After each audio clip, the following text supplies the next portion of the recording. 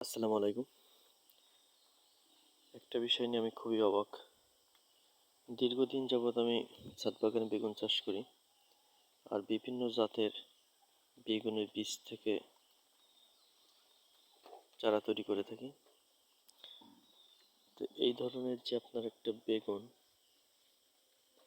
এই জাতের বেগুন একটা ভালোভাবে গাছে পাকানোর পরে বীজ থেকে চারা দিই এবং অনেকগুলো চারাই আমি বিভিন্ন বস্তায় রোপণ করি। তার ভিতরে একটি তো একই গাছ জাতের বেগুনের গাছে দুইটা কালারের বেগুন হচ্ছে, যা দেখে আমি অবাক হয়ে গেলাম। এখানে দেখুন যে সবুজ সবুজ ধরনের লম্বা ধরনের যে বেগুনটা, সেই জাতের অন্য বস্তার একই জাতের বেগুনের কালারটা কিছুটা পরিবর্তন দেখা যাচ্ছে। হালকা বেগুনি বেগুনি কালার, সবুজটা নাই।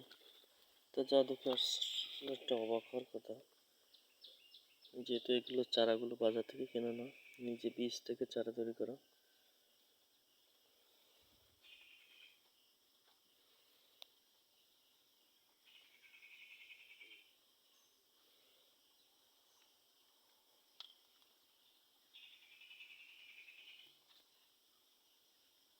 ধন্যবাদ সবাইকে।